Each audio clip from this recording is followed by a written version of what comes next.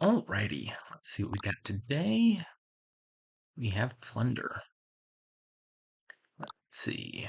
The landscapes are peril and mirror.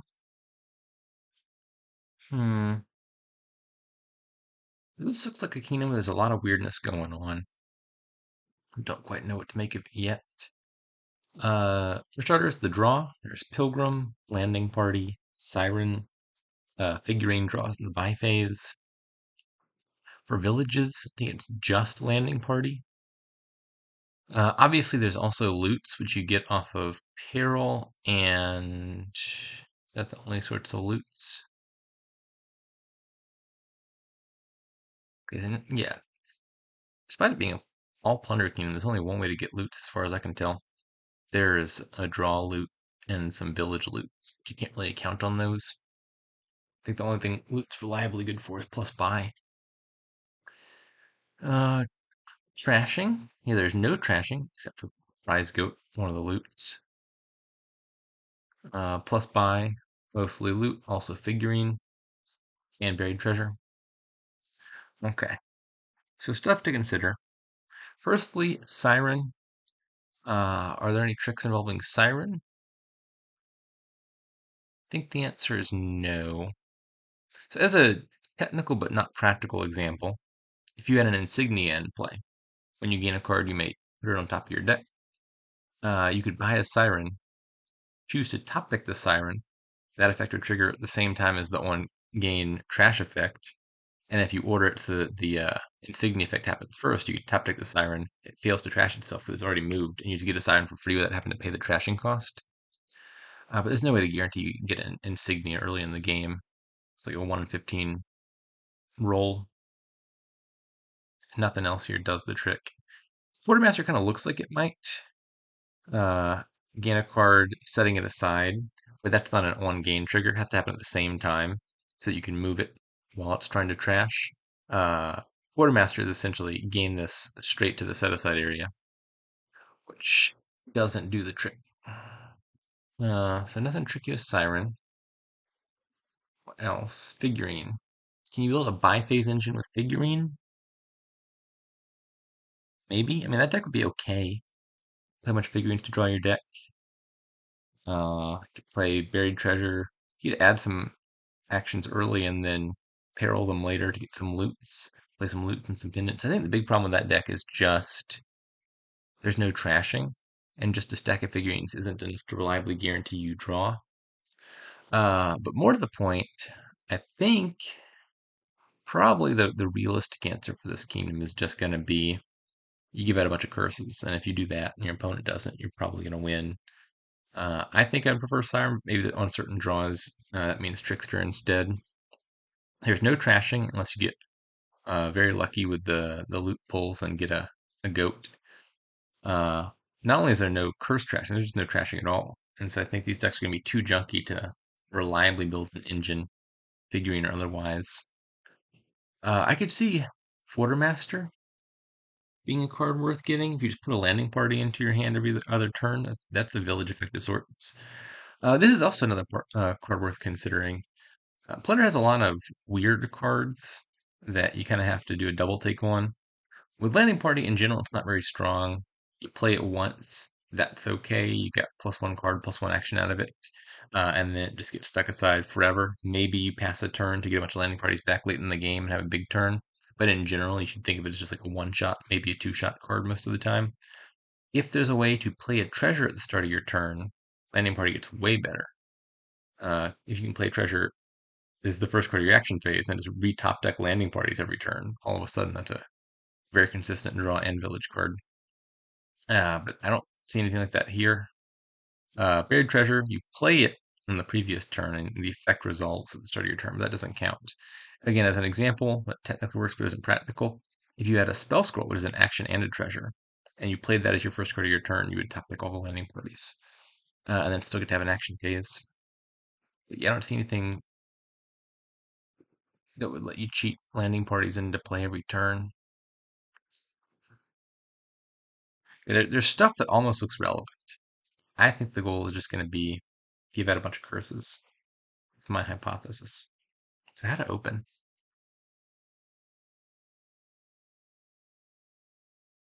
I think I want Siren as the cursor. If I had a pair of Sirens and a pair of Grottos, that's just a huge amount of cycling, and then you're probably going to see those Sirens every single turn. The argument against that is it'd be easier to just get a Trickster than to get a pair of Sirens. It can first involve getting two actions and then trashing them. I could see it also being Trickster and a pair of Grottos is the deck. Hmm. I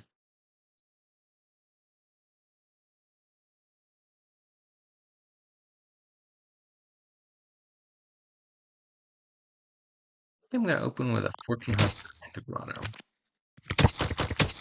and see what the shuffles have in store. Okay, this is a good argument for Trickster. Namely, I couldn't get a Siren even if I wanted one. Aha. Maybe we are playing with Trickster after all. I got a suspicion that, again, in the abstract, Siren just seems like a card I'd much prefer if I can get my hands on it. These shuffles have not been conducive to that. Set aside 4. Probably right. I just want to play the Trickster a bunch. Alternative would be setting aside 2 and buying a second Grotto. Maybe that's better. If I manage to find Grotto in the big hand that this Grotto creates, I'd be a very happy camper. Draw Grotto, please. Not quite, no. Okay, play the Trickster. And, I mean, I could turn this into a Siren now. Also buy a landing party, which is fine, but nothing special. I think I prefer the Siren. Let's set aside a copper.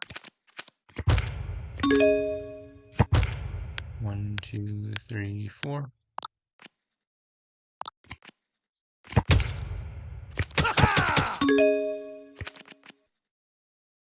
This turn, can't play both. I think I prefer to play the Siren.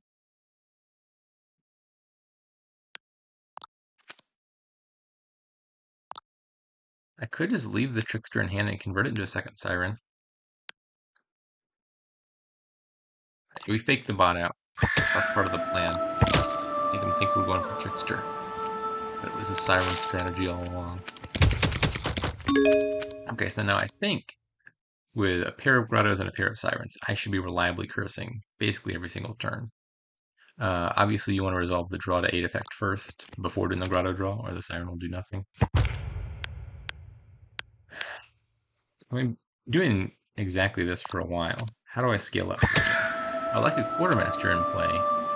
To get a Quartermaster, I need to have a landing party because I'm definitely playing Siren every turn. That's not negotiable. So I need a Village effect first. I could like buy a landing party, not play it, then buy a Quartermaster. I could take a Buried Treasure here. I'd probably hit 8 next turn, like about 2 landing parties, and then a Quartermaster afterwards. Or maybe I could do Buried Treasure, set aside 3 instead of 4, and buy a landing party and a quarter. I think all the lines that make sense to me involve getting a Buried Treasure here.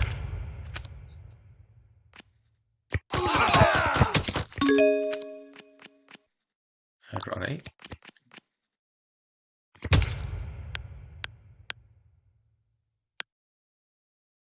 Did I draw more than last time? I hit 5 last time. I'm hitting 6 this time. What changed? Did I only set aside 3? Yeah, I guess I only set aside 3. Okay. I was thinking I was going to have to set aside less than all of them, which is a pretty big drawback with Grotto. You almost always want to set aside 4 if you can swing it. But as it turns out, I have enough draw to both buy what I wanted and still set aside as many as I could. Okay, so the bot has a million Quartermasters. That means you gotta watch out for estate pileouts. I'm gonna be lowering the curses. Like 4 Quartermasters, you could just set aside 8 estates in 2 turns. If there's a third pile that lowers, like Landing Party, for example, pileouts might be afoot. The good news is giving up curses means I've got a points lead, which hopefully insulates me against said pileout. Landing Party, Quartermaster, Grotto. Set aside 1, 2, 3, 4. Where do I go from here? That's not clear.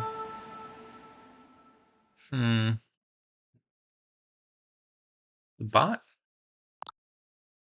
has a siren, but I don't think they've played it yet. Maybe one of this curse book, like 8-2 or 9-1. That's good news. Okay, so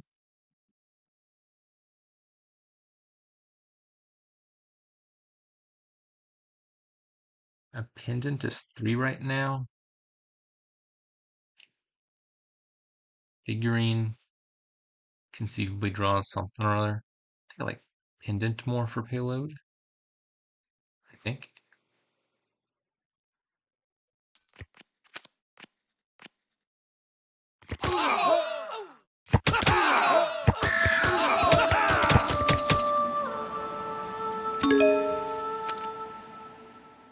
On 8 first.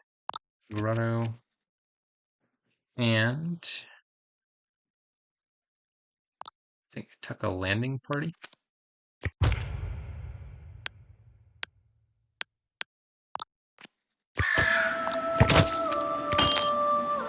11.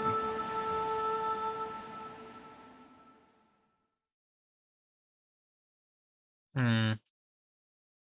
I'm contemplating another round of grottos. In general, 2 grottos is almost always the correct number. Playing 1 every turn and setting aside 4 cards like this is just great for making sure you find all the right cards in your deck in the right order. Given that there's no way to trash the junk and more curses are going to be coming in, I could see taking a second pair of grottos and setting aside 8 per turn. And then I could maybe more reliably plan around doing something useful with the pendants. I could see that. What about Mirror by a Grotto? I also gotta watch out for Mirror as a way to pile out. Even if the bot is low on buys, if it has a bunch of money one turn, you mirror, mirror, mirror, click one thing, and then it empties the pile. Anyways, Mirror by a Grotto. Then I get 2 grottos, then I can buy another quartermaster. Be able to get that quartermaster in play using my landing party that I've got stowed away. Maybe I don't want 2 quartermasters so bad. I don't think I'm worried about the pile out. I don't think I want to aid the bot in piling out. Um, like I would want more landing parties, but lowering them looks risky. I would probably like a silver for my pendant, but I could just pick up one of those. Yeah, I'm thinking no more quartermasters actually. Maybe I take a bunch of grottos, play one, and then peril the others to get loots, which is a source of distinct cards for this pendant strategy. I don't really know where this is supposed to be going.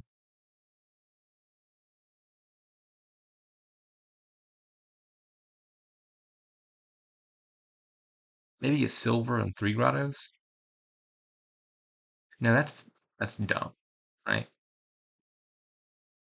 Where's my buried treasure? There it is. I was looking over at the start of my turn because I knew I'd played it the previous turn. I just have so many durations in play, but it was way over here. Yeah, if I take a bunch of grottos, I'd want to peril them next turn. But if I don't take another plus buy card, I won't have the plus buy to do it. So I'm back to thinking like 2 grottos and either figurine or another buried treasure.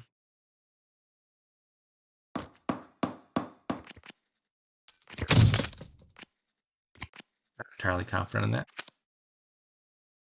Don't know that there's 8 cards down there. I only draw 7, which means there is a 1 in 4 chance that either the Siren or the Grotto is on bottom, both of which are pretty bad outcomes. I guess that's a good enough reason to take the landing party now. Oops, bad order. I don't want to increase my hand size before drawing to 8. Now I do these in either order, doesn't really matter.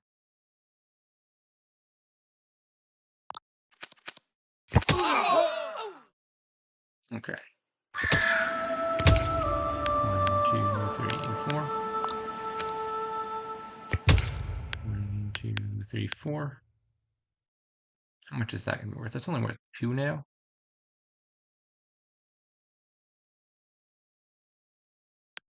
I think I need to set aside all 4 on this grotto, given that I've already got one of them. Keeping 1 copper would mean I have 7 money. That's enough for another 5 and another Carol.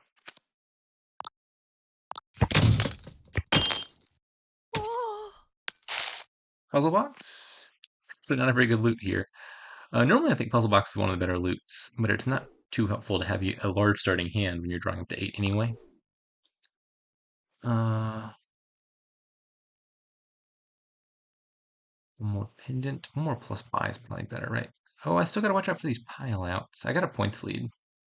Um, I might be threatening to pile out next turn, actually. See what the bot does. I don't think the bot can take all of that and also take a points lead. I could easily see myself gaining a landing party for Quartermaster, giving out a curse, clicking mirror a bunch of times, lowering grottos. Let's see how this goes. Okay, do I have a win here? My bottom two cards are a copper and an estate. I tuck a landing party. I play a siren. I give out a curse. I need to buy one curse. I need to buy 4 grottos, and I need to buy a province. The fact that it's got to be a province could be a problem.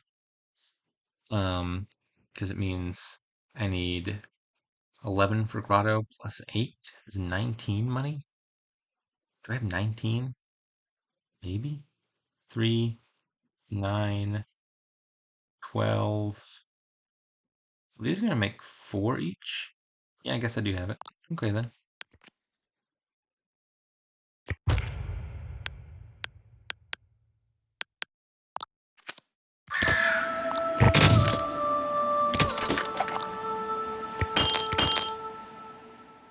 Province, I have a points lead.